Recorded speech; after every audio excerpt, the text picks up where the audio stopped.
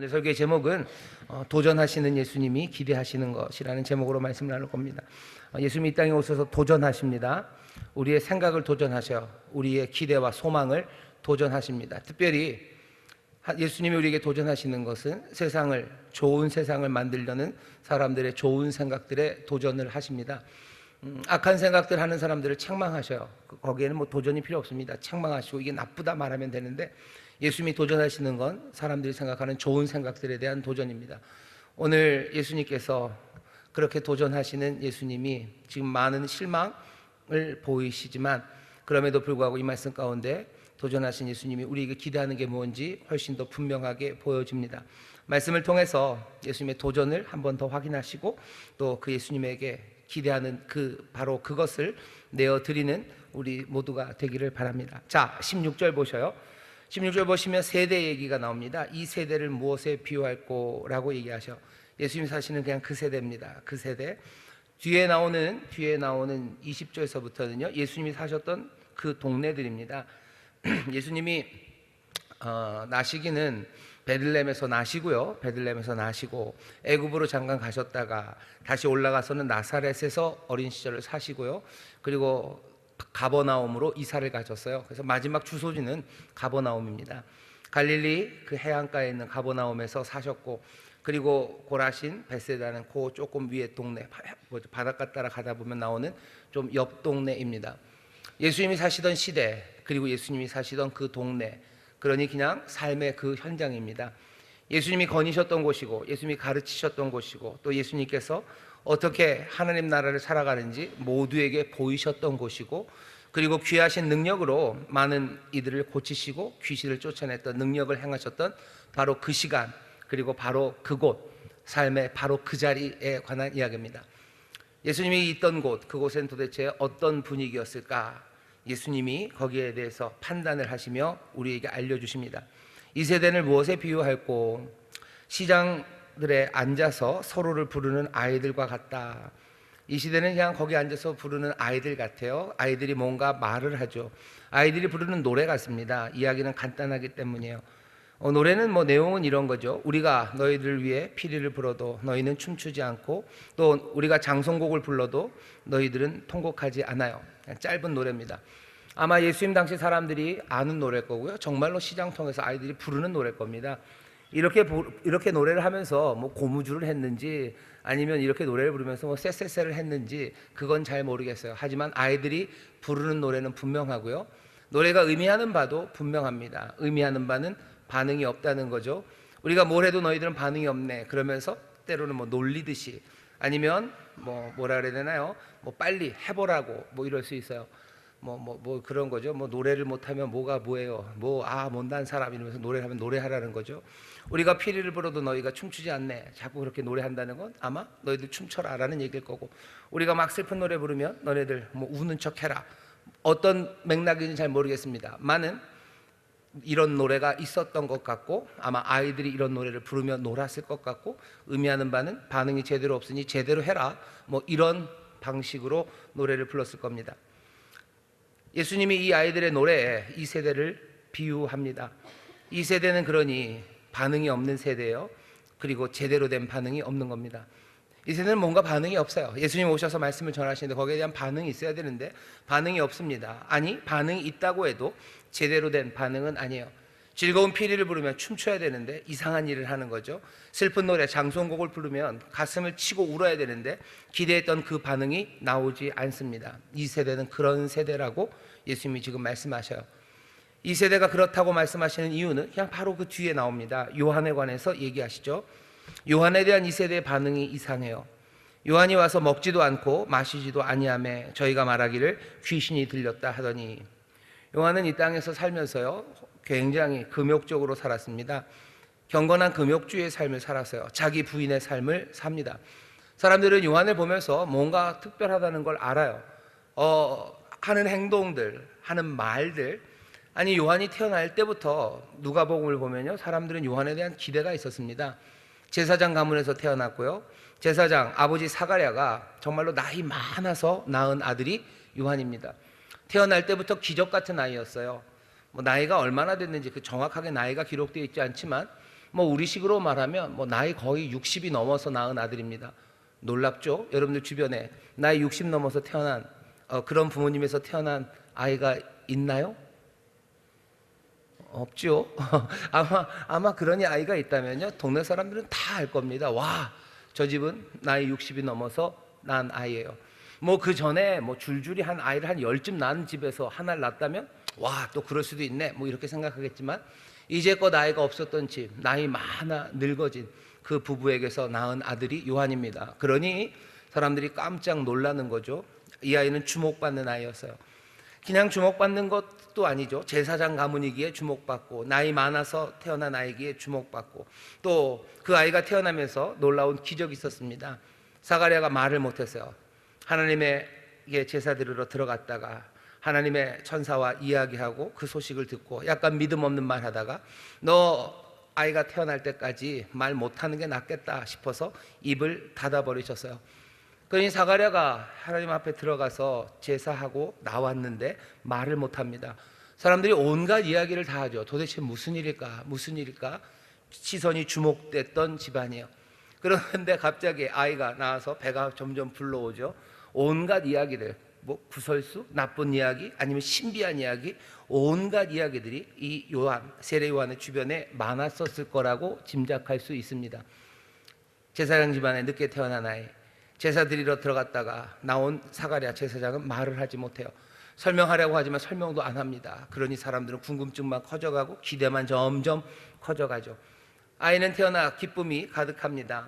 기쁨 가득한 그 집에 이름을 정하려고 해요. 이름을 정할 때는 보통 그 집안에 있는 사람들 이름을 정합니다. 그래서 유대인들, 이스라엘 사람들 이름을 보면요, 벤자가 많아요. 벤이라는 게 아들이라는 뜻입니다. 그래서 뭐 벤구리온, 그러면 구리온의 아들이에요. 그리고 영화 벤허가 있죠. 벤허도 그 벤이 벤허가 이름이 아닙니다. 벤허예요. 그러니까 허는 성이고요, 벤이 아들이라는 뜻입니다. 허가의, 그러니까 허씨 집안의 아들이에요. 벤허. 앞에 이름은 주다입니다. 유다, 주다, 벤허예요. 주다, 벤허. 찰스턴 헤스톤이 그렇게 얘기를 하죠. 그러면 그 집안의 사람 이름을 정해야 돼요. 근데 다 아니랍니다. 그리고 요한이라고 이름을 써요. 사람들이 왜 이런가? 바로 그냥 그 시간에 말이 터져 나오기 시작하죠. 사가랴가 입을 열어서 말하기 시작할 때 무슨 얘기를 했을 것 같아요? 하나님 향한 놀라운 찬송을 쏟아내기 시작합니다. 그러니 요한에 대한 기대가 특별했어요. 요한이 자라가면서 어떻게 자랐는지 우린 모릅니다. 하지만 그 많은 기대에 부합하게 자라난 건 맞아요. 많은 기대에 부합했지만 사실은 사람들이 딱 그 기대에 부합하지는 않죠. 제사장의 집안에서 태어났으니 제사장의 일을 하면 될 겁니다. 그런 신비 가운데 태어났으니 사람들의 기대도 많았을 거예요. 하지만 요한은 제사장의 길을 가지 않아요. 오히려 광야로 나갑니다. 광야로 나갈 때까지 많은 고민과 그리고 기도가 있었을 겁니다. 광야로 나간 요한은 자기 민족을 향해서 메시아가 올 것을, 그리고 회개하고 하나님 나라, 그 나라를 준비하라고 어쩌면 피가 터지는 듯한 외침으로 광야에서 소리를 내는 사람이 되었어요. 이 사람은 야생으로 삽니다. 석청을 먹어요. 그리고 뭐 털옷을 입고, 그리고 험한 곳에서 자면서 그 말씀을 전합니다. 모든 사람들이 요한을 봐요. 요한의 이야기에 귀를 기울입니다. 하지만 그 요한을 보았을 때, 기대를 가지고 보았을 때 요한이 회개하라고 말해요. 회개해라 라고 말합니다. 하나님의 나라 가까웠다라고 말해요. 그리고 뭐라고 얘기하죠? 너희 두 벌 옷 가진 사람들은 한 벌 옷 팔으라고 얘기해요. 너희들 옷 두 벌 가진 사람들, 옷이 뭐 530개 있는 사람에게 옷을 나눠주라는 얘기가 아니라 두 벌 옷 가진 사람은 옷 하나 팔아줘라 하며 삶에 아주 그냥 급진적인 변화를 촉구합니다. 거기에 대한 반응은 사실은 어떻게 해야 되는 거예요? 그 말씀대로 순종하든지, 그렇게 기대하며 하나님의 선지자로 서갔음을 사람들이 분명히 보았다면 그 말씀에 순종해야 되는 거예요. 어렵고 힘들어도 그 말씀대로 살기 위해서 회개하고 돌아서야 됩니다. 사람들은 나와서 세례는 받아요.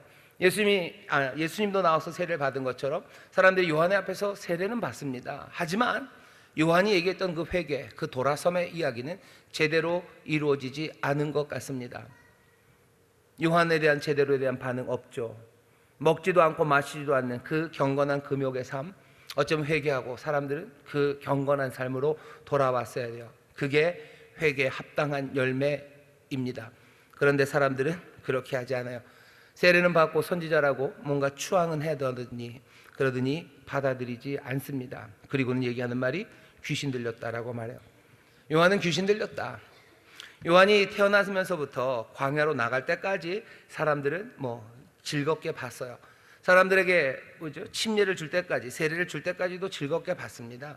하지만 요한이 요구했던 삶의 변화, 너희들 옷 팔아라, 너희들 가지고 있는 것 나눠줘라, 그래서 정말로 회개에 합당한 열매 맺어라, 거기에 대해서 합당한 열매 맺었다면 예수님께서 잘하였다 할 거예요. 하지만 이 사람들은 요한에 대해서 이 세대의 반응은 아예 귀신 들렸다고, 이제껏 잘 따라오더니, 이제껏 잘 보더니 왜 귀신 들렸다고 합니까? 내 삶을 바꾸라는 시도이기 때문에 그래요. 요한이 도전하는 바가 있습니다. 그냥 나와서 세례받는 게 그게 도전의 끝이 아니었어요. 하나님의 나라가 오니 회개해야 된다. 그러니 너의 삶을 확 뒤바꿔야 된다. 급진적인 변화들, 그 변화, 완전히 다른 종류의 삶을 살라고 요구하는 그 요구에 사람들은 반응하지 않은 겁니다. 정말로 제대로 된 요구는 거기에 있고 제대로 된 반응은 바로 그 자리에서 기대하는데 사람들이 딱 거기서 멈추는 거죠. 피리를 불어요. 피리를 듣습니다. 잘 듣죠. 하지만 춤추지 않습니다. 장송곡을 들으면서 킥킥대기도 하고 구슬프네라도 얘기도 하고 뭐라고 거기에 대해서 토를 달아요. 하지만 장송곡을 부르는데 가슴을 치고 울지는 않아요. 요한의 이야기를 잘 따라갑니다. 하지만 내 삶에 도전이 되는 바로 그 부분, 완전히 다른 종류의 삶을 요구하고 그것들을 제시하며 도전했을 때 사람들은 다른 소리를 하기 시작하는 거예요. 회개를 하든지 아니면 미안하다라고 해야 돼요. 내가 해야 되게 그렇게 네가 뭘 요구하는지 알고 기대하는 게 뭔지도 알겠지만 어떻게 나는 그게 안 되네 라고 말하면 그나마 좀 나아요. 근데 사람들은 어떻게 하죠? 그 도전을 회피하면서 핑계를 댑니다. 내가 그 길을 따라가는 게 내가 연약해서, 난 여전히 내게 욕심이 많아서, 여전히 나는 그것들을 온전히 붙잡지 못해서 내가 돌아서지 못해요 라고 말하지 않아요? 뭐라 그런다고요? 요한이 귀신 들렸다고. 요한의 말, 그 귀신 들린 사람 말을 뭐하러 듣습니까? 그러니 이제 듣지 않겠다는 거예요. 세례 요한의 도전에 대해서 사람들은 회피할 뿐만 아니라 핑계를 가져다 대는데 아주 구질구질한 핑계를 대는 거예요. 말도 안 되는 핑계를 가져다 대는 거예요. 이제껏 그럼 뭐였는데, 이제껏 왜 따라왔는데, 그러면서 그냥 귀신 들렸다고 하고 그것들을 던져버리고 도망갈 수 있는 구실을 만들어내는 겁니다. 왜? 내 삶이, 이제껏 살아왔던 내 삶이 요한의 그 말보다 훨씬 더 힘이 세기 때문에 그래요. 요한의 도전보다 내가 이제껏 살아왔던 내 삶이 내게는 더 무겁기 때문에 그렇습니다. 내가 경배하고 내가 존중하는 건 내가 이제껏 살아왔던 삶이지 요한의 도전이 아니에요. 요한의 도전이, 요한을 통해서 주어진 말씀이 더 무거웠다면 내 삶이 돌아섰겠죠. 하지만 아니에요. 내 삶이 훨씬 더 중합니다. 내 삶이 훨씬 더 무겁습니다. 내 삶이 훨씬 더 존중받아야 됩니다. 그러니 회피하고 내가 가던 길을 계속 가기 위해서 핑계를 대는 겁니다. 뉴턴의 운동 법칙, 제1법칙이죠. 관성의 법칙이 여기서도 그냥 그대로 적용이 되는 것 같아요. 움직이던 것들은 계속 움직입니다. 내가 가던 길들은 그냥 계속 가야 돼요. 그게 세상이 살아가는 방식입니다. 예수님이 이 세대를 무엇에 비유할 거? 아이들 제대로 된 반응이 없어요. 왜? 자기들의 삶이 너무 무겁고 그것이 모두이기 때문입니다. 세례 요한에 대해서만 그런 것 아닙니다. 예수님에 대해서도 마찬가지요. 인자는 와서 요한과 반대죠. 요한이 안 먹어서 귀신 들렸다고 그러는 거냐? 어떻게, 그러니까 사람들의 이야기는 그죠. 밑에 깔린 논리는 그런 겁니다. 요한 봐라, 먹지도 않고 광야에서 그러고 잠도 안 자는 것 같아요. 이건 뭐예요? 귀신 들렸으니까 저러겠지. 어떻게 먹지도 않고 살고 자지도 않고 살까? 제정신 아닌 거죠. 제정신 아니니 다른 정신으로 사는 거죠. 귀신 들렸다고 그렇게 얘기를 해요. 그러면은 먹지 않으니 문제가 됐습니까? 그럼 먹으면 문제 안 되는 거 아닙니까? 예수님이 딱 그 얘기 하시는 겁니다. 인자는 그럼 와서 먹고 나는 마시네. 그러면은 너네들이 내 말 들어야 되는 거 아니냐. 그런데 인자는 와서 먹고 마시매 말하기를, 이제는 사람들이 또 뭐라 그래요? 보라, 먹기를 탐하고 포도주를 즐기는 사람이요 세리와 죄인의 친구로다 하니 지혜는 그 행한 일로 인하여 옳다함을 얻느니라. 예수님 먹고 마시셔요. 예수님 즐겁게 먹고 마십니다. 요한과는 전혀 달라요. 예수님 잔치를 여셔요. 그것도 죄인들과 세리들과 함께 저녁을 드시고 즐겁게 이야기하시고 깔깔대시고 그 기쁨을 나눕니다. 가나의 혼인잔치에서도 그러셨어요. 가나의 혼인잔치, 가나는 나사렛에서 조금 더 산골로 들어간 동네입니다. 산골 동네에 결혼식이 생긴 거예요. 예수님 거기 가십니다. 그 사람들은 늘 즐거워요. 포도주를 마셔서 즐거워요. 결혼식이니 즐거워요. 동네 총각들, 뭐 아저씨들, 친척들, 친구들 모여서 즐거워합니다. 예수님 그 즐거운 자리에 가셔요. 포도주가 떨어지며 그 즐거움이, 기쁨이 사그라져듭니다. 예수님이 그때 어떻게 하셔요? 아, 이건 아니야 라고 하지 않으셔요. 결국은 6동이 큰 물 항아리에 물을 가득 채우시고, 그리고 그 모든 것들을 정말로 맛있는 포도주로 바꿔내셔요. 그리고 다시 기쁨은 더 충만하게 만들어 갑니다. 예수님은 그렇게 하셨어요. 먹고 마시고 즐거워하십니다. 왜 그래요? 하나님의 나라가 임했다고 말씀하시기 때문이에요. 하나님의 나라가 임했으니 즐거워합니다. 오늘 오전에 설교한 것처럼 하나님 아버지의 뜻이 온전히 이루어져요. 하나님의 뜻이 온전히 이루어지니 거긴 토부, 선한 곳이요, 거긴 좋은 일이 일어나고 있어요. 거기에는 모든 것이 풍족합니다. 그러니 잔치하시는 거죠. 넉넉합니다. 자비는 가득합니다. 용서는 흘러 넘칩니다. 그러니 기쁨과 즐거움으로 예수님 먹고 마시셨어요. 사람들은 그것들을 보며 뭐라 그럽니까? 어떻게 하기를 바라셔? 기쁨으로 동참하기를 바라시는 거죠. 하나님의 나라가 왔음을, 살면 그리 많이 달라진 것 없어요. 여전히 나사렛 갈릴리에서의 삶이고, 여전히 로마의 압제 아래 있고, 여전히 뭐 세계는 술렁술렁대고, 그 유대 땅 예루살렘 갈릴리 거기는 뭔가 꾸물꾸물대는, 뭔가 움틀움틀대는, 뭔가 뜨거움이 있는 여전한 그 땅입니다. 하지만 기쁨이 가득한 예수님 먹고 마실 때 기대했던 반응은 사람들도 함께 와서 먹고 마시기를 바라는 거죠. 하지만 이 사람들은 그렇게 하지 않습니다. 요한이 먹고 마시지 않으니까 귀신 들렸다고 하는데, 이제 먹고 마셔요. 그럼 이제 뭐라고 합니까? 할 말이 없죠. 아니요, 할 말이 없기는 왜 없습니까? 아주 멋지게 사람들은 예수님에게 반응합니다. 반응은 이런 식이에요. 보라, 먹기를 탐하는 사람, 포도주를 즐기는 사람, 세리와 죄인의 친구, 뭐 이런 식으로 얘기합니다. 이 얘기는 그냥 예수님 잘 먹고 잘 논다, 뭐 이거 아니에요. 왜? 잘 먹고 잘 노는 사람이 뭐가 문제입니까? 뭐 귀신 들린 것처럼 먹지 않고 자지 않는 사람이 문제지, 그럼 잘 먹고 잘 노는 사람은 괜찮은 것 아닙니까? 여기 이 갈릴리 사람들이, 이 세대 사람들이 예수님에게 하는 이 이야기는 사실 그거보다는 살짝 깊은 의미가 있습니다. 여기 보시면 먹기를 탐하는 사람이라는 얘기가 있어요. 먹기를 탐하는 사람은 누구냐면요, 위험한 사람이에요. 먹기를 탐하는 사람은 위험할 뿐만 아니라 공동체에서 배제돼야 되는 사람이에요.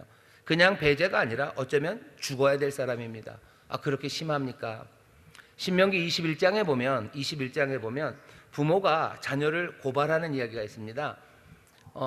우리나라 형법도 그래요. 우리는 그 친족 간에, 그죠? 친족, 우리가 정말 가족은요, 그거 뭐라 그러더라? 갑자기 생각이 안 나네요. 그 신고하지 않아도 됩니다. 내 아들이 뭐 살인을 저지르고 내 집에 왔어요. 그럼 난 신고해야 됩니까? 아니요, 신고 안 해도 벌 안 받습니다. 고지 안 해도 돼요. 근데 아닌 경우도 있죠. 내 아들이 진짜 나빠요. 그러면 어떻게 해야 됩니까? 말씀으로 가르치고 뭘 해봐야 되죠. 그래도 안 되면 어떻게 해야 돼요? 성경은 좀 무섭습니다. 그냥 네 아들이 그럴지라도 네 아들은 공동체에서 없애는 게 나은 거예요. 그냥 죄송합니다, 죽여라, 이렇게 돼 있어요. 어떻게 죽이는지 그 방법이 신명기 21장에 있습니다. 신명기 21장 18절부터 제가 읽어보겠습니다. 21절까지입니다. 사람에게 완악하고 패역한 아들이 있어 그 아비의 말이나 그 어미의 말을 순종치 아니하고 부모가 징책하여도 듣지 아니하거든 그 부모가 그를 잡아가지고 성문에 이르러 그 성읍 장로들에게 나아가서 그 성읍 장로들에게 말하기를 우리의 이 자식은 완악하고 패역하여 우리 말을 순종치 아니하고 방탕하며 술에 잠긴 자라 하거든 그 성읍의 모든 사람들이 그를 돌로 쳐 죽일지니 이같이 내가 너희 중에 악을 제하라. 그리하면 온 이스라엘이 듣고 두려워하리라. 이스라엘 공동체 안에 악을 제하기 위해서 내 아들이 정말로 악하고, 그래서 그냥 술 먹고 방탕하고 그래서 술에 절은 사람이라면 네 아들을 무시무시하죠. 데리고 가서 그렇게 고발하고 돌로 쳐서 죽이래요. 그렇게 없애는 것, 그것이 너에게 낫다고 말합니다. 갈릴리 사람들, 이 세대 사람들은 그 얘기를 알아요. 예수님 향해서 뭐라고 말하는 거예요? 이 사람은 먹고 마시기를 즐겨하는 이 사람은, 여기 먹기를 좋아하고 포도주에 즐기는 이 사람은, 세리와 죄인의 친구가 된 이 죄인은 없어져야 될 사람이라고 말하는 거예요. 없어져야 될 사람이지. 예수님의 기쁨과 즐거움에 참여하기는커녕 너는 없어져야 된다고 말합니다. 이게 뭐 하는 거예요? 이것도 마찬가지예요. 예수님께서 전하신 복음이 사람들이 예수님에 대해서 주목하고 있었어요. 예수님이 가르치셨던 그 산상수훈의 가르침들 사람들이 다 알아요. 이전에 있었던 사람들, 이전에 있었던 선생들, 랍비와는 달라요. 이전에 있었던 선지자와도 달라요. 놀라운 가르침을 보이시고 놀라운 능력으로 귀신을 쫓아내고 병자들을 하나하나 고쳐가기 시작합니다. 그분은 지금 즐거워하고 계셔요. 그냥 실실 웃고 다니시는 분이 아니라 하나님의 나라가 왔다고, 아버지의 나라가, 그 천국이 우리 가운데 임했다고 말씀하시며 그 천국을 살아가는 모습을 보이십니다. 영접하면 돼요. 그리고 그 나라에 들어가면 돼요. 그런데 이 사람들은 여전히 그것을 영접하지 못합니다. 영접하지 못해요. 그리고 위험을 느낀 거죠. 없애버려야 될 사람이에요. 이 사람은 하나님의 말씀을 순종하지 않는 사람이에요. 우리 공동체에 불리한 사람이에요. 이 사람은 불순분자예요. 이 사람은 공안사범이에요. 그대로 두었다간 큰일 날 사람이에요. 그러니 죽이겠다는 얘기입니다. 술 취하고 그리고 술 좋아하고 방탕하고 먹기를 탐하고 세리와 죄인들의 친구고 이 사람을 왜 따라갑니까? 따라갈 일이 없습니다. 그렇게 예수님을 향해서 반응해요. 예수님이 기대하셨던 그 반응 아니죠. 그냥 예수님의 복음을 안 받아들이면 돼요. 안 받아들이면 됩니다. 하지만 안 받아들이는 걸로 끝낼 수는 없어요. 그러니 회피하고 그 다음에 핑계를 대는데 그 핑계라는 것이 어디에서 와요? 하나님의 말씀에서 옵니다. 율법에서 와요. 그것들을 들이대면서 피해가는 거죠. 예수님에게 제대로 된 반응하지 않고 오히려 예수님을 향해서 손가락질하는 거예요. 둘 다 마찬가지입니다. 어떻게 하는가요? 메시지를 받아들일 수 없으니까 그 메시지를 부정하기 위해서 메신저를 공격하는 거예요. 세례와는 뭐요? 귀신 들린 사람이에요. 여기 예수가 전한 말을 들을 수 없습니다. 그러니까 예수는 죽일 사람이에요. 예수는 제거해야 될 사람이에요. 그게 세상이 하는 일입니다. 예수님이 이 세대는 그렇대요. 지금 전하는 이야기에 대해서 제대로 반응하지 않아요. 부정하고 회피할 뿐만 아니라 온갖 핑계를 가져다 대면서 그 말씀을 전하는 사람들, 그 사람들을 공격합니다. 사람들은 도전을 달가워하지 않아요. 세례요한이 완전히 다른 삶을 요구했을 때, 어쩌면 그 삶을 완전히 바꾸라고 요구했을 때 관성의 법칙에 따라서 자기들의 길은 계속 가야 되고 이 말을 회피하는 것 그냥 회피할 수는 없으니 핑계를 가져다 대면서 손가락질을 하는 겁니다. 예수님도 마찬가지예요. 하나님의 사람, 인자가 이 땅에 오셔서 정말로 하나님의 나라가 우리 가운데 임했다고, 하나님의 풍성함과 그 기쁨의 나라가 우리 가운데 왔다고 이 놀라운 소식을 보여주며 이 나라를 영접하라고, 너희들 여기 이 기쁨으로 살아가려고, 이 충만한 가운데 너희들 새 삶을, 이 기쁨의 삶을 누리라고 도전하는데 그 삶을 받아들일 수가 없어요. 그러니 회피하고 핑계대고 예수님을 죽을 사람이라고 손가락질하는 겁니다. 예수님의 도전도 세례 요한의 도전만큼이나 가던 길을 돌아서게 하는 겁니다. 꼭 옷을 팔아라, 너희들 두 벌 옷 중에서 하나 팔아라라는 것만 도전은 아니에요. 사람들은 자기의 것을 파는 그것도 도전으로 느끼고요. 그리고 기뻐할 수 없는데 기쁨의 삶으로 나오라는 것, 그것도 도전으로 느낍니다. 왜냐하면 기뻐하면 그것으로 끝나지 않기 때문이에요. 기뻐하고 즐거워하면 내가 가지고 있던 분노와 미움들, 그것들을 내려놓아야 됩니다. 남을 향해서 이를 박박 깔고 있던 사람들이 기뻐하기 시작해요. 그러면 기뻐하면서 이를 박박 깔 수는 없어요. 누구를 찌르려고 했던 사람들이 기쁨이 가득한 가운데 누구를 찌르는 사람은 없어요. 혹시 무슨 사이코패스들은 막 즐겁게 사람을 죽일지 몰라도 보통 사람은 그럴 수가 없습니다. 예수님이 도전하시는 바 하나님의 나라가 임하였으니 너희들 영접해라 라는 그것이 사람들은 아는 거죠. 그 나라가 임하였음을 내가 인정하고 여기가 하나님의 나라임을 인정하는 순간 내 삶은 달라질 수밖에 없습니다. 나는 의를 따라 살아갈 수밖에 없어요. 나는 분노와 미움을 다 내려놓아야 돼요. 치 떨고 이 악담을 얻던 것들, 내 꽉 쥐었던 손들 풀어야 되고 내 인상이 풀어져야 된다는 걸 알아요. 그러면 좋은 것 아닙니까? 아니요, 사람들은 그러지 않습니다. 왜? 이 세대 사람들은 지금은 인상 써야 될 때라고 생각해요. 지금은 분노하고 지금은 미워해야 될 때라고 생각해요. 지금은 악에 받쳐서 살아야 되는 시대라고 생각하는데, 내가 그렇게 살아왔던 이 삶을 천국이 임했다는 그 말 하나, 내가 그거 영접하면서 모든 것들을 놓는다고요? 내가 가던 길을 완전히 돌아선다고요? 어쩌면 내 안팎으로 다 바뀌어야 된다고요? 내 마음의 감정과 내가 세상을 이해하는 모든 이해와 내 표정과 내 삶의 방식들을 다 바꿔내라는 하나님의 나라가 임하고 영접하라는 그 말씀, 사람들이 좋아할 리가 없습니다. 요한이 말하는 게 잘못된 게 아니에요. 예수님이 말하는 게 잘못된 게 아니에요. 잘못되지 않았을 뿐만 아니라 요한이 말하는 건 복된 이야기입니다. 예수님 말하는 건 더 복된 이야기예요. 행복한 이야기예요. 생명의 길이에요. 그러면 사람들이 영접해야 될 것 같죠? 천만에 그러지 않습니다. 그 다음 이야기요. 이 세대는 이렇대요. 그럼 예수님과 함께 했던 그 공간, 그 동네는 어떻습니까? 20절서부터 24절까지 예수님이 살았던 그 동네에 관한 이야기입니다. 이 동네에 관한 이야기를 하면서 예수님이 좀 화나신 것 같아요. 고라신, 벳세다, 그리고 너 가버나움, 뭔가 저주처럼 들리죠. 화가 있을 거라고. 화가 있을진저 고라신, 화가 있을진저 벳세다, 내가 너희에게서 행한 권능을 두루와 시돈 이방 땅입니다. 거기서 행하였다면 저희가 벌써 베옷을 입고 제 앉아 회개하였느니라. 회개했을 거예요. 가버나움, 너 높아지지만 낮아질 가버나움아, 너에게 행한 그 일들, 모든 일들을 소돔에서 행했으면 그 성이 오늘날까지 있을 거다. 하나님의 심판, 그 끔찍한 심판 없이 아마 버티고 여지껏 있었을 거라고. 소돔이 너희보다 심판날에 더 견디기 쉬울 거라고 그렇게 예수님 흥분하신 것 같아요. 왜? 가깝도 하시겠죠. 이상한 반응들, 그렇게 가르치시고 그렇게 살아내시며 또 그렇게 고치시고 권능을 행하셨건만 벳세다, 고라신, 그리고 여기 있는 가버나움은 뭔가 반응이 없습니다. 회개하지 않아요. 그리고 영접하지 않습니다. 많이 화나셨죠. 그러니 뭔가 이성을 잃으시고 이 사람들을 저주하시는 겁니까? 예수님이 이성을 잃으신 것 같지는 않아요. 예수님은 지금 벳세다에서, 고라신에서, 그리고 가버나움에서 일어나고 있는 일이 뭔지 분명히 아십니다. 예수님 분명히 아셔요. 이 동네는 예수님이 사셨던 동네예요. 가버나움은 아예 사셨기 때문에 가버나움이 크면 얼마나 크겠습니까? 인천만큼 크겠습니까?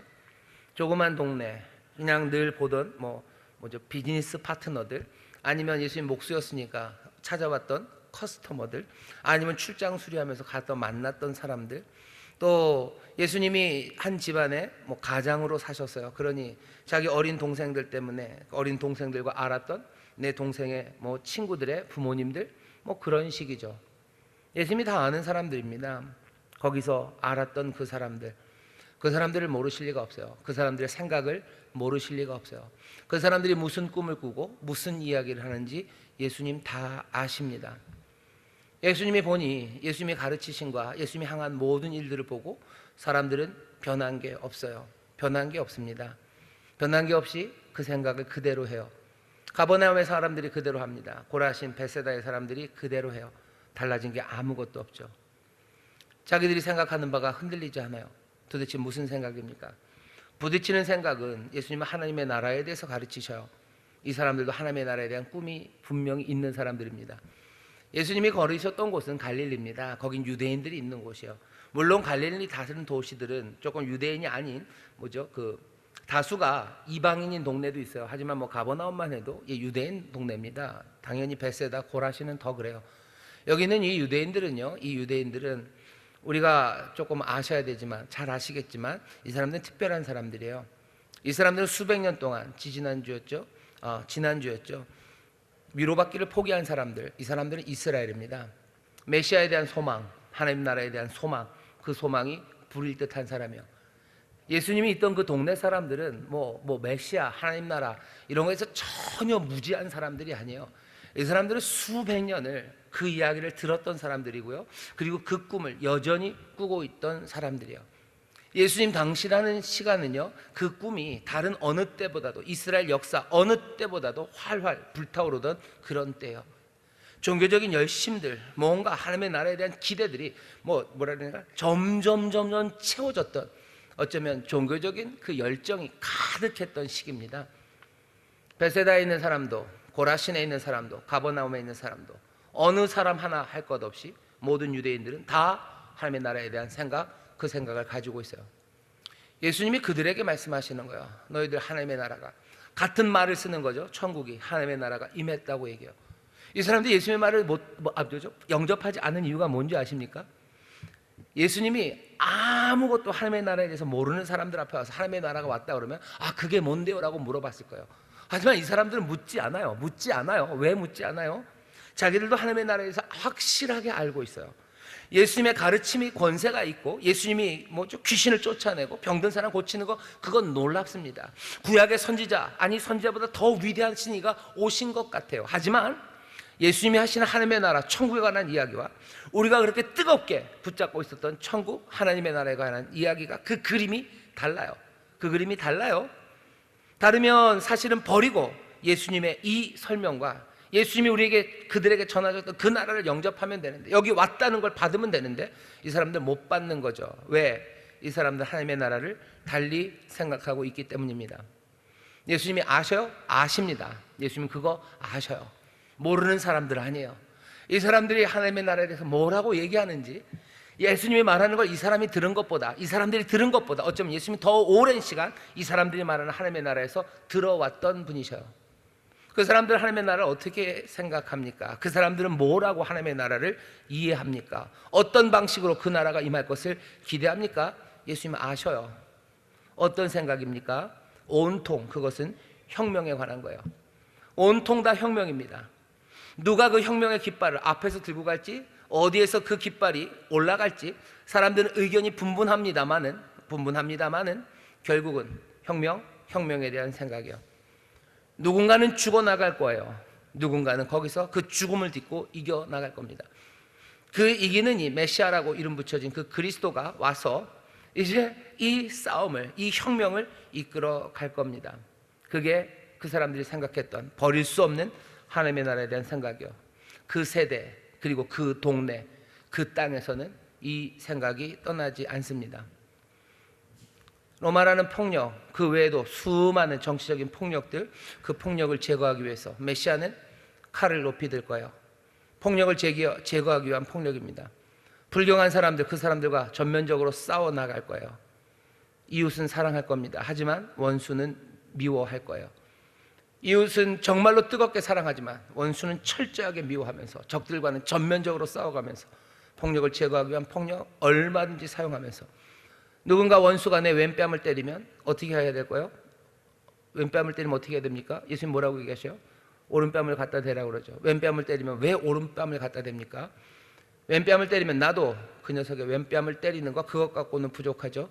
누군가 내 왼뺨을 때린다면 조용히 찔러야죠. 쥐도 새도 모르게, 아니면 고통의 비명을 지르게 찔러버리겠다는 게 이 사람들의 생각입니다. 그렇게 하나님의 나라가 올 거래요. 가버나움, 고라신, 벳세다는 없는 동네가 아니에요. 예수님이 아는 동네예요. 이 사람들의 생각을 예수님 모르지 않으셔요. 분명히 그 사람들의 생각에 대해서 지금 예수님이 얘기를 하시는 겁니다. 벳세다, 고라신, 그리고 가버나움은 환상의 도시도 아니고 천공의 성도 아니에요. 여기 역사가, 사람이 머무는 곳, 바로 그때 하나님에 대해서 열정이 가득한 그곳, 하나님의 나라에 대한 다른 생각들, 그 생각을 향하여 예수님이 말씀하시는 겁니다. 그럼 예수님이 하셨던 모든 말씀들은 그 당시, 그 동네, 그 생각을 가진 사람들에게 한 이야기입니까? 1차적으로 맞아요. 그러면 우리랑은 상관없는 거 아닙니까? 그렇게 구체적이고 특수한 상황에서 하신 말씀이라면 그 사람들에게만 해당되는 거지 우리는 아닌 것 아닙니까? 그렇게 생각하면서 하나님의 말씀을 읽는다면 문제가 생깁니다. 사람들이 그런 생각에 빠지지 않으려고 벳세다, 고라신, 가버나움을 뭔가 추상적인 것으로 띄워놓는 겁니다. 하지만 추상적으로 띄워놓는 거, 그래서 그냥 사람들은 그냥 관성, 그렇게 예수님의 말씀을 듣지 않아 요 정도로 얘기하고 그 세대를 말하는 것, 그것으로도 어느 정도 의미는 생겨요. 하지만 이것을 땅에다가, 살고 있는 그 동네에다가 딱 내려놓으면 구체적이 되죠. 구체적이 되면 우리와 상관이 없는 것 같죠. 하지만 이걸 구체적으로 땅에 내려놓았을 때 오히려 더 날카롭게 우리의 삶에 이 말씀은 적용이 가능합니다. 당시에 갖고 있는 사람들의 생각이 있어요. 그냥 그것이 무엇이든 가던 길을 가는 게 아니에요. 그 사람들이 갖고 있는 생각 그 자체가 있어요. 예수님이 거기에 대해서 말씀하셔. 첫 번째는 거기 있는 구체적인 일들은 뭐였습니까? 소위 말하는 대중적인 생각이에요. 아주 파퓰러한 생각입니다. 좋은 세상에 대한 사람들의 아주 일반적인 이해였어요. 예수님 당시 그 갈릴리 땅에 있었던 사람들이 갖고 있는 좋은 세상에 대한 가장 대중적인 생각은 이 혁명적인 방법입니다. 이 땅은 왜 그렇습니까? 갈릴리가 원래 그런 곳이에요. 갈릴리는 피가 많이 묻은 동네입니다. 갈릴리는 외세가 많이 들어왔던데요. 갈릴리는 비옥합니다. 여러 가지 수산물 그리고 곡식, 농사 모든 게 좋아요. 풍요로운 땅에 수탈이 있는 거예요. 갈릴리 사람들은 많이 뜯기면서 살았어요. 웰컴 투 동막골 보면 거기 뭐 6.25 전쟁이 일어났는데도 그 동막골에는 뭐 아무도 오지 않죠. 왜냐하면 동막골엔 뽑아 먹을 게 없어서 그래요. 거기는 뽑아 먹을 게 없어요. 그러니 사람들이 안 옵니다. 뽑아 먹을 게 있는 그곳으로 와요. 갈릴리는 그러니 많은 아픔이 있어요. 수백 년을 아픔으로 살아왔던 사람들은 뭐죠? 안에 분노와 미움들, 복수의 마음들이 쌓여질 수밖에 없죠. 그러니 하나님의 나라가 온다면, 우리에게 참된 자유와 하나님의 의가 이루어지려면 포퓰러한 생각, 대중적인 생각, 좋은 세상은 폭력으로 올 거예요. 우리가 살고 있는 이 땅, 바로 이 자리에서 우리의 좋은 세상에 대한 우리의 대안으로 가장 일반적인 건 뭡니까? 라고 묻는 거예요. 예수님이 우리에게 말씀하시는 좋은 세상, 하나님의 나라와 우리가 지금 이 땅에서 모두가 다 함께, 몽땅 모든 사람이 다 동의할 수는 없습니다. 하지만 가장 대중적으로 좋은 세상은 이렇게 온다는 그 생각이 예수님의 이 말씀을, 또 예수님의 도전을 영접하지 못하게 하는 겁니다. 좋은 세상은 어떻게 옵니까? 우리는 어떻게 알아요? 우리는 옛날에는요, 옛날에 1980년대, 90년대 초만 해도 좋은 세상은 어떻게 오냐면요, 민혜경 씨가 그렇게 노래했어요. 서기 2000년이 오면 싸바 그러면서 그냥 2000년이 오면 모든 게 다 좋아질 거래요. 2000년이 오면. 아니면 또 뭐라 그러죠? 뭐 만불 시대가 오면, 2만불 시대가 오면, 3만불 시대가 오면, 지금 우리 3만불 좀 넘습니다. 뭐 3만 4천 불이라고 GDP가 그렇다고 얘기를 하는데 3만 4천 불이 되면 우리는 좋아질 거예요. 우리가 세계 세계 몇죠? 10위 경제 대국에서 이제 5위권으로, 어쩌면 그 탑으로 가기 시작하면 세상은 좋아질 거예요. 그게 어쩌면 가난하고 슬펐지만 아주 급격한 경제 발전을 통해서 뭔가 삶의 변화를 맛본 이 세대가, 이 시대가, 이 동네가 갖고 있는 좋은 세상에 대한 꿈입니다. 4만 불이 되기를, 5만 불이 되기를, 그걸 바라는 거예요. 하지만 하나님, 예수님 뭐라고 얘기하셔? 하나님의 나라가 우리 가운데 임했대요. 여기에 삶의 모든 풍성과 기쁨이 다 있대요. 이것 영접하고 이 안에서 살아가랍니다. 근데 우리가 갖고 있는 가장 포퓰러한 좋은 세상에 대한 꿈과 이건 같지 않은 거예요. 그러니 뭐예요? 이거 비웃어야 되는 거예요. 회피하죠. 회피하면 그 다음에 뭐 핑계대야 되는 거예요. 핑계대야 돼요. 메신저들 공격해야 돼요. 말도 안 되는 소리, 헛소리. 뭐요? 우리를 나쁜 식으로 말하면, 뭐 그렇게 말하는 분들은 없지만, 예수님의 생각, 아주 좌파적인 생각이에요. 빨갱이의 이야기들, 아니면 세상 물정 모르는 사람들의 이야기, 아니면 세상의 아픔을 몰랐던 사람들의 이야기, 배고파 보지 못했던 사람들의 이야기라고 하며 뭐죠? 이 말씀을 전하는 사람과 예수 그리스도의 복음을 우리는 무시합니다. 회피하고 핑계를 대는 거예요.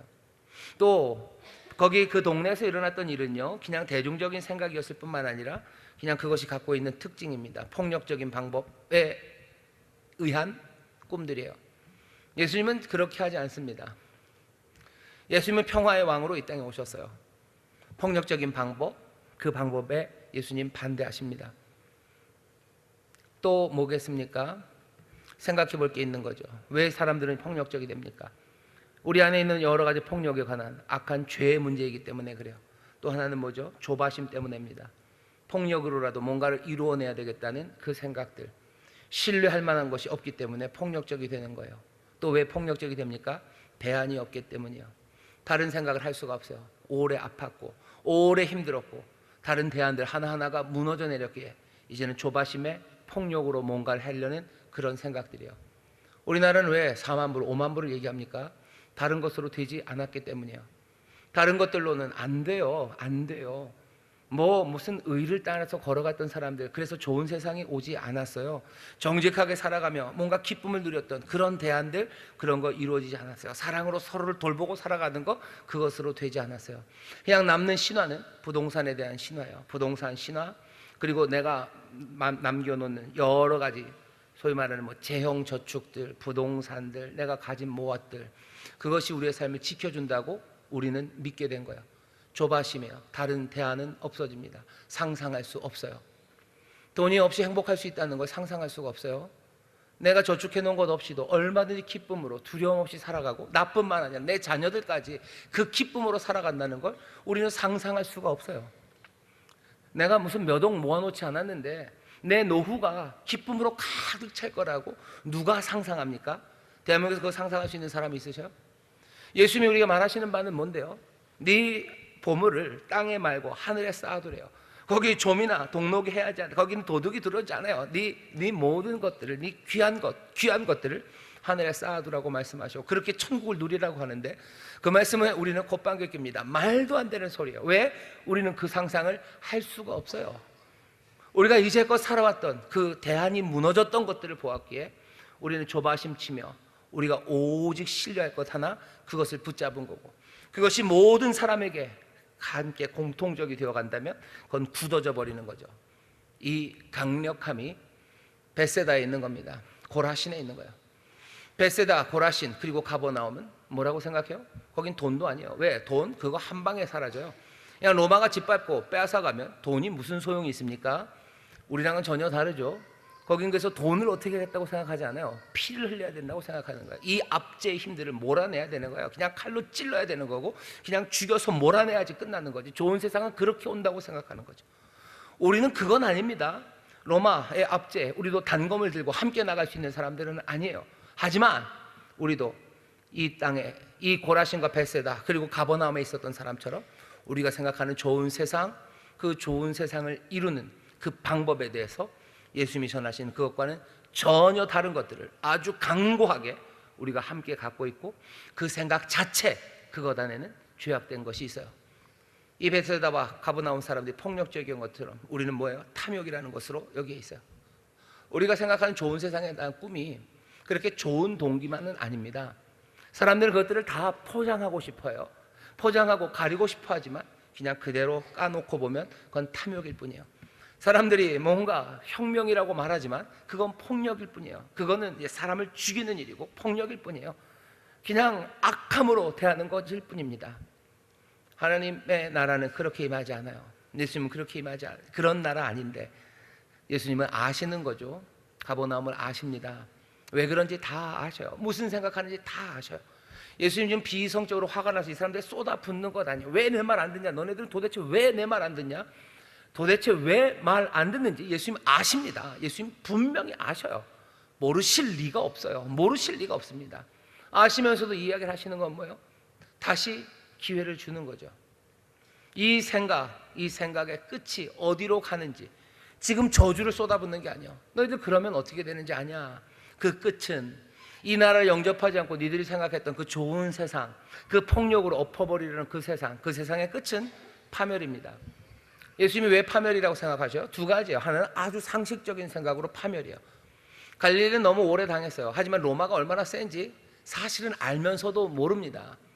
알면서도 몰라요. 갈릴리가 몽땅 일어난다고 해서 로마를 어떻게 이깁니까? 저기 가이사랴에 있는 로마의 군단 하나도 갈릴리 사람들이 당해낼 수가 없을 거예요. 로마 본토에서 사람을 보낼 필요도 없습니다. 그냥 가이사랴에 있는 그 군단 하나면 충분해요. 왜? 충분하니까 로마가 그냥 가이사랴의 군단 하나 그거 놨을 뿐이에요. 그거 놓으면 그 팔레스타인 땅 전체, 그 시리아서부터 아래, 그 애굽 위쪽까지 다 커버할 수 있을 거라고 생각하고 거기 갖다 놓은 거예요. 뭐 대단한 무슨 관훈장이 나오고 뭐 특별한 무슨 기관총이라도 어디서 얻어서 비행기라도 뜨지 않는 한 갈릴리가 이길 수는 없습니다. 계속해서 폭력을 꿈꾸고 싸워나가겠다면 그 결과는 파멸로 갈 거예요. 이건 상식적입니다. 그냥 보면 압니다. 그런데도 사람들은 그것을 꿈꿔요. 사람들이 4만 불이 되면 5만 불이 되면 된다고들 우겨요. 하지만 보면 압니다. 안 됩니다. 절대로 안 됩니다. 그거 뭘 계산해서 알아요? 생각해 보셔. 1만 불 때 2만 불 되면 행복하다 그랬어요. 행복합니까? 3만 불 되면 행복합니까? 4만 불 되면 행복하겠습니까? 안 됩니다. 절대로 안 됩니다. 절대 안 됩니다. 그런데도 여전히 그거 갖는 거예요. 예수님식으로 말하면 상식적으로 판단해 보셔. 너희들이 그렇게 살면 너희들은 파멸할 뿐이에요. 계속 그거 따라가다가는 결국은 뭐요? 실망할 거고 허무에 빠져갈 거고 온 세상은 혼돈으로 들어가게 될 거예요. 상식적으로 그래요. 또 예언자적인 안목으로 그렇습니다. 하나님의 약속은 그렇게 이루어지지 않아요. 그렇게 이루어지지 않아요. 너희들 그렇게 이루어지는 거 아니다. 하나님의 약속은 그렇게 이루어지지 않는다. 상식적으로 판단해도 너희는 안 된다. 너희들 그 길 가면 다 파멸의 길이다. 예수님 지금 말씀하시는 거야. 소돔이 더 버티겠네. 두로와 시돈 회개하겠네. 제대로 반응하면 변하겠네. 너네들 그러면 안 되는 것 아니냐고 지금 예수님께서 파멸을 얘기하시며 어쩌면 사랑하는 아는 사람들, 그 사람들의 생각을 바꾸기를 원하시는 거예요. 복음을 영접하고 그 나라를 영접하기를, 그 예수님이 말씀하시는 그 하나님 나라의 관점을 받아들일 기회를 지금 주시는 겁니다. 이제껏도 그러셨어요. 가르치시고 살아내시고 또 능력을 보이시며 그렇게 하셨죠. 하지만 그럼에도 사람들은 여전히 회피하고 핑계댑니다.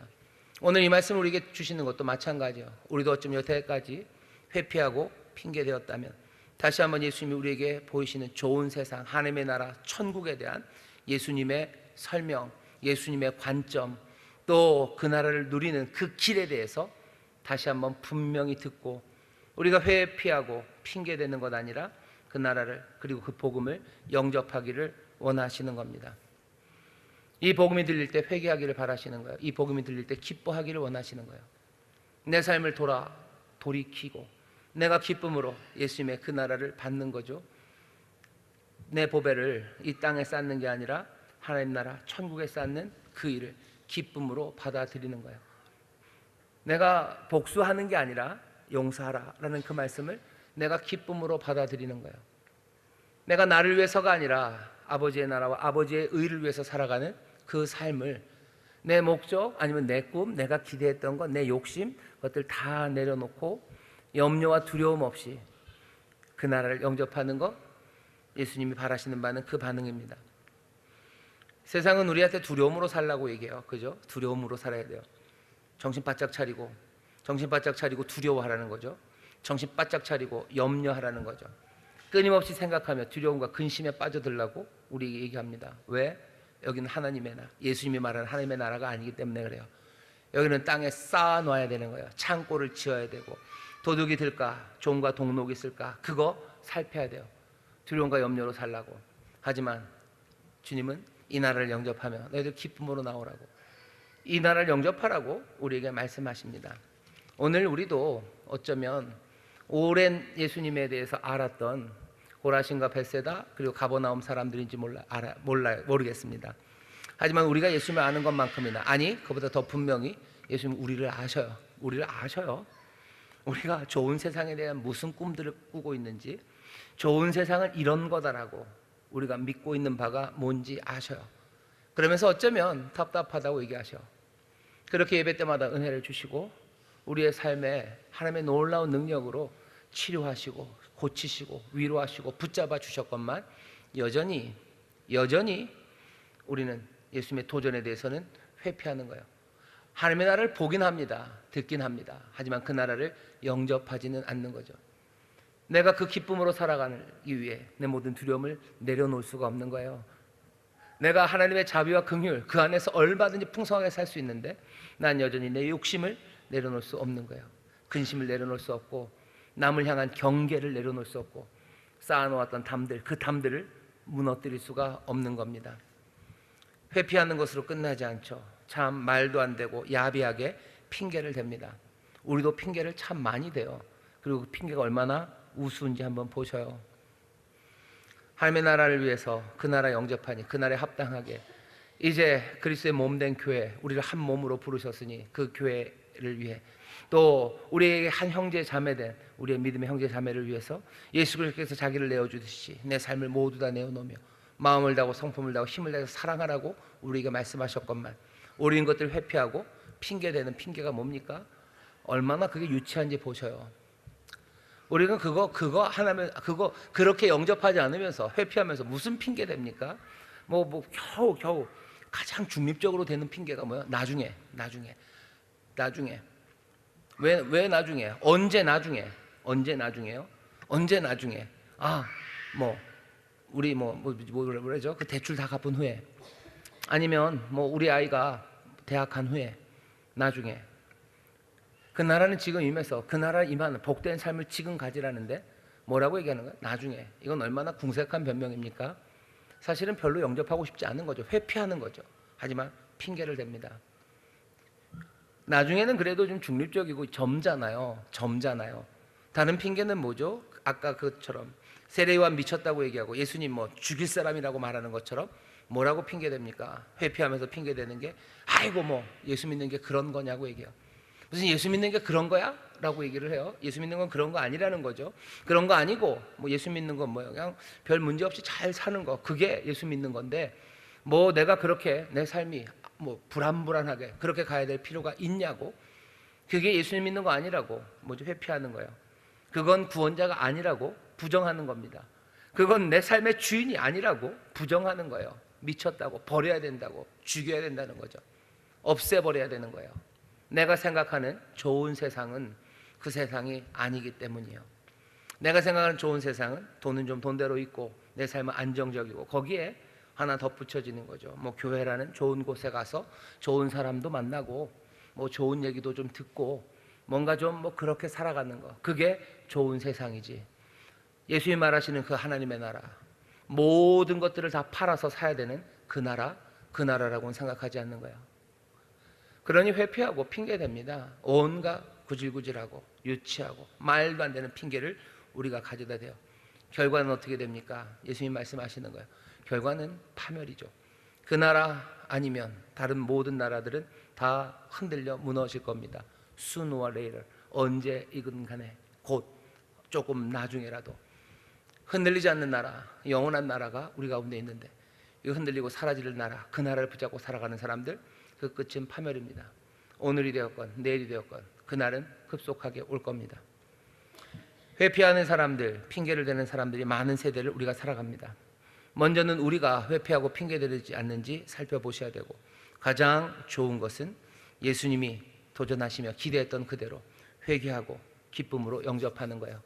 내 삶을 돌이키시고 기쁨으로 그 나라를 영접하셔요. 그리고 한 걸음 더 나아간다면 저 뒤에 있습니다. 제자 삼는 교회죠. 계속해서 세상을 향해서 여기 그 나라가 임했다고 말하고 가르치고 선포하며 나아가는 겁니다. 사람들은 똑같이 우리를 또 회피하고 핑계를 대는데 가장 야비한 방법으로 그 말씀을 전하는 우리에게 손가락질 할 겁니다. 미쳤다고, 아니면 죽일 사람, 제거해야 될 사람, 입을 다물게 해야 되는 사람이라고 말을 할 겁니다. 어떻게 해야 됩니까? 계속 가야 되죠. 눈물로 가야 되죠.